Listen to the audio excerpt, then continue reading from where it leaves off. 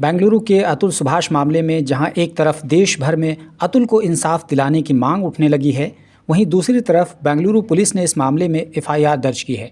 Police की इस FIR में जिन 4 लोगों का नाम है, उनमें अतुल की पत्नी निकिता सिंघानिया, अतुल की सास निशा सिंघानिया, अतुल के साले अनुराग उर्फ पीयूष सिंघानिया और निकिता के चाचा का नाम शामिल है।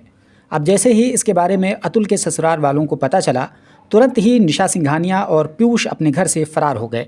सबसे पहले पीयूष अपनी मां निशा को अपने किसी जानने वाले के सहारे बाइक पर बिठाकर रवाना कर देता है। उसके बाद वो खुद भी अंडरग्राउंड हो जाता है। करीब था कि बेंगलुरु पुलिस आकर निशा सिंघानिया को अरेस्ट कर लेती, तब तक वो फरार हो चुकी थी। लेकिन जल्द ही निशा सिंघानिया की एक सीसीटीवी फुटेज सामने आ गई, जहां वो किसी होटल में रात गुजारने के लिए रुकने गई थी। इस दौरान होटल के सामने बाइक आकर रुकती है और निशा सिंघानिया इस बाइक से उतरकर होटल की तरफ जाती है और वहां पहले ही से मौजूद होटल में एक व्यक्ति निशा की मदद करता है और उसे होटल के कमरे में ले जाता है। उसके बाद रिसेप्शन पर निशा बैठ जाती हैं। इस दौरान एक नौजवान मोबाइल पर किसी से बातचीत करता है और निशा को भी मोबाइल थमाता है। निशा भी बात करती है और उसके बाद वो रात गुजारने के लिए होटल के कमरे में चली जाती है। हालांकि ये पता नहीं चल सका है कि ये तस्वीर किस होटल की है। वहीं जौनपुर में निशा के घर में ताला लगा हुआ है और रात में मीडियाकर्मी और लोग निशा के घर पर पहरा देते नजर आए। यहाँ नोट करने वाली बात यह है कि अतुल सुभाष ने अपनी वीडियो में कुल 6 लोगों का नाम लिया था। उनमें ये 4 लोग थे और इनके अलावा जौनपुर म्यूनिसिपल फैमिली कोर्ट की जज रीता कौशिक और उनके पेशकार माधव का नाम भी शामिल था। लेकिन बेंगलुरु पुलिस ने जज और पेशकार के खिलाफ एफआईआर दर्ज नहीं की है। इस बात से आप अंदाज़ा लगा सकते हैं कि ताकतवर के खिलाफ पुलिस भी जाने के लिए तैयार नहीं है। हमारे देश का सिस्टम कुछ इसी तरह काम करता है कि ताकत वाले पर हाथ डालने की कोई भी हिम्मत नहीं कर पाता। यही वो सिस्टम है जिसके खिलाफ अतुल सुभाष अपनी वीडियो में कहते रहे थे और उन्होंने सिस्टम की इसी खराबी के चलते अपनी जान दी है।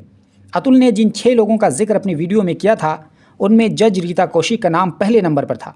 लेकिन नंबर 1 को छोड़कर छोटी मछलियों को पकड़ने की कोशिश की जा रही है और जो सबसे बड़ी मछली है, अतुल के बताने के अनुसार, उसके खिलाफ कोई बात तक करने के लिए तैयार नहीं है।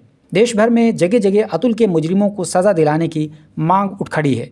लेकिन ये मांग बस एक रस्म से ज़्यादा कुछ भी नहीं है, क्योंकि न्याय की मांग करने वाले लोग भी अपनी सुविधा के अनुसार ही न्याय की मांग कर रहे हैं। उन्हें भी केवल छोटी मछली को ही सज़ा दिलाने में दिलचस्पी है। हर एक व्यक्ति भावनाओं में आकर थोड़े समय के लिए केवल ऊपर ऊपर से ही आग बुझाने की कोशिश करता है, लेकिन जड़ तक पहुँचने की कोशिश कोई भी नहीं करना चाहता है। वहीं एक व्यक्ति की तरफ से बहुत ही प्रैक्टिकल बात सामने आई, जिसने एक तख्ती पर लिखकर लोगों का ध्यान अपनी ओर केंद्रित किया। इसमें लिखा हुआ था कि अगर दहेज मांगना गलत है तो गुजारा भत्ता मांगना भी गलत है। दरअसल लोग केवल अपने अपने मतलब की बातें करते हैं। सच्चाई और ग्राउंड रियलिटी को स्वीकार करने के लिए कोई भी हमारे समाज में तैयार नहीं है। बीजेपी सांसद कंगना रनावत कहती हैं कि हमेशा 99% शादियों में पुरुषों का ही दोष होता है, इसीलिए ऐसी गलतियां हो जाती हैं। वैसे कंगना रनावत की बात का क्या, उनसे तो खैर इसी तरह की उम्मीद की जा सकती है। उनको इग्नोर करते हुए बात करते हैं इस सिलसिले में कानून के जानकार और कोर्ट कचहरी में अपना समय गुजारने वाले क्या कहते हैं। तो उनका कहना है कि धारा 498A का दुरुपयोग बढ़ता जा रहा है। यानी महिलाओं के खिलाफ दहेज और घरेलू हिंसा के सिलसिले में जो धारा बनाई गई थी, उसका दुरुपयोग बढ़ रहा है। महिलाएं इसका दुरुपयोग बहुत तेज़ी से कर रही हैं, इसलिए इस कानून में सुधार करने की ज़रूरत है।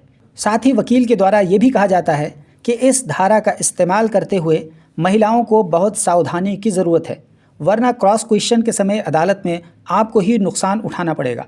आपको बता दें कि बीते 9 दिसंबर को बिहार के रहने वाले एक सॉफ्टवेयर इंजीनियर अतुल सुभाष ने बेंगलुरु में अपनी पत्नी और अदालत की प्रक्रिया से तंग आकर जान दे दी थी, जिसके बाद से ही ये मामला पूरे देश में चर्चा का केंद्र बन गया है। अतुल सुभाष की शादी उत्तर प्रदेश के ज़िला जौनपुर में 2019 में हुई थी। शादी के केवल 2 साल बाद ही पति पत्नी के बीच दूरियां पैदा हो गईं और पत्नी ने कोर्ट का रुख किया और अतुल के खिलाफ कुल 9 केसेस दर्ज करा दिए, जिसके नतीजे में अतुल को अपनी जान से हाथ धोना पड़ गया। अतुल ने अपनी अंतिम इच्छा जाहिर करते हुए कहा था कि मुझे परेशान करने वालों को सज़ा मिलनी चाहिए और अगर उन्हें सज़ा नहीं मिलती है तो मेरी अस्थियां उसी कोर्ट के पास किसी नाले में बहा दिया जाए। अब ऐसे में अतुल के परिवार के लिए संकट की घड़ी ये है कि वो क्या करें, क्योंकि मौजूदा सिस्टम से न्याय कितनी उम्मीद की जा सकती है, ये बेंगलुरु पुलिस के एफआईआर से भी अंदाज़ा लगाया जा सकता है। इसलिए सवाल यह है कि क्या अतुल को इंसाफ मिल पाएगा या फिर उसकी अस्थियां वाकई में किसी नाले में बहाने की नौबत आ जाएगी, क्योंकि परिवार का कहना है कि वो अतुल की अंतिम इच्छा पूरा करेंगे।